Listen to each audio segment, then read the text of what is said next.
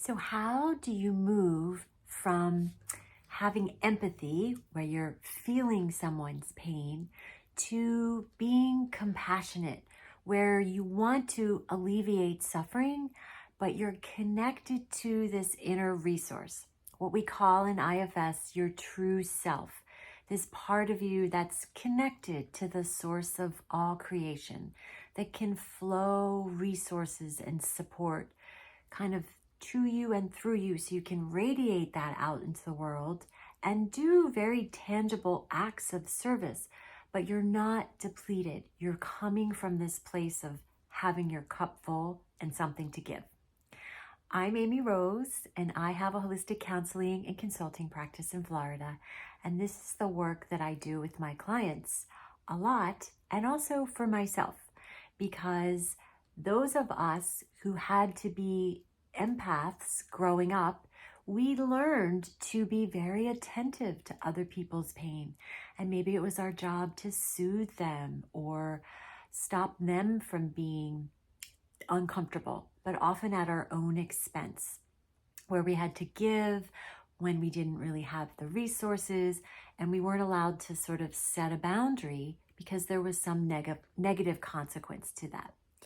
So if that describes you in any way, what we're going to do today is practice accessing this inner resource, self-energy, which in IFS we're referring to this true self presence within that can witness these parts of us that have to be empathetic. Maybe they always have to be kind and loving. And if you have parts of you that have to behave that way, you probably also have parts of you that are irritated by this and don't want you to do that because they see how exhausted you can get. And when there's conflict between these two parts, empathetic parts and parts that want you to not behave that way, you'll probably have a third type of a part that's like, oh, let's eat ice cream, let's just veg out, let's escape in some way and escape the stress of these two parts that kind of both are stuck. They never really get resolution. So I think it helps to close your eyes, and we're going to take a few deep breaths to get started. But maybe before you do that, just explore these parts and how they might show up in your life. Maybe turn the video off for a little bit and sort of write down the parts of you that feel like, oh, you got to run in there and fix or soothe.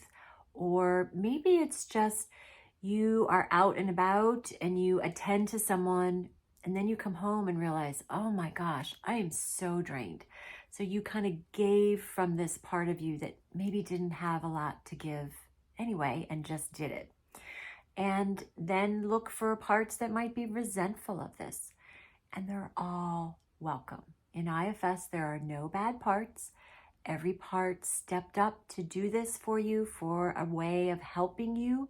So there's a positive intention. And we want to understand what these parts need and what they're afraid will happen if you don't respond this way. Okay? So let's take a few breaths. Inhale in. Exhale out. Inhale in. Exhale out. One more breath in.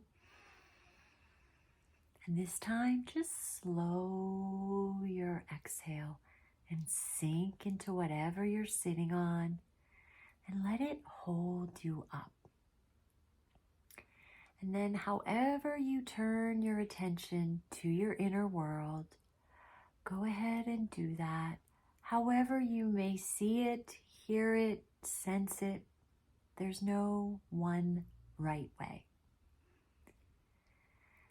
And then take another breath, maybe slow your exhale, and see if you can be aware of being aware of these parts inside of you. And whatever parts reveal themselves to you, see if it's possible to notice them with curiosity and really flow to them this really warm energy of compassion. Let them know this is hard work.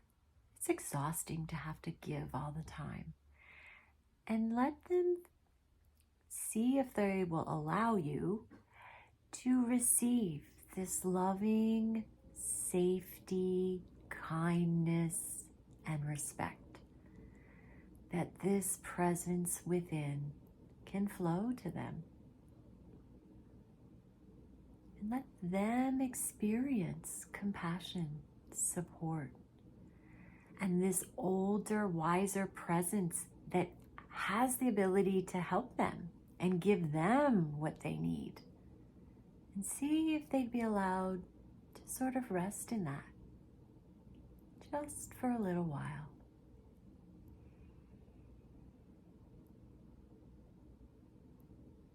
And maybe ask your parts if it would be okay to practice this exercise of letting your true self flow compassion to the world inside of you. And just for a little bit, they wouldn't have to do anything in the world outside of you. So they can experience this gift that lots of your parts tend to give everyone else. And then just take another breath or two. When you're ready, return your attention back to the present. And maybe take some time to write down what you're aware of. And if you blanked out, that's probably a part of you that didn't think it was a good idea to do this. And if you're confused and wondering, what is she talking about with all these parts? I have a few videos about IFS and how it works that might help you familiarize yourself. And whatever you experienced, this is just the beginning of learning how to turn your attention inward and have compassion for yourself before you try and have compassion in the world outside of you. And that'll be our next video, how to practice filling our cup and then radiating compassion to anywhere you want in the world that needs it. Because the world needs your light and your compassion, but not until you're coming from a place of connection and resources, so you don't get burned out and I don't really believe in compassion fatigue. I think it's more accurate to say it's empathy fatigue, because you're drained when you do it that way. All right, well, if I can mentor you in any way with this, please feel free to reach out to me. And remember this, some days you can radiate your light, some days you just need to receive light. Wherever you are on your journey of being the light, you're always welcome to connect here at Delight the World for hope, healing, and illumination. And if you like this video, please subscribe, and thanks for watching.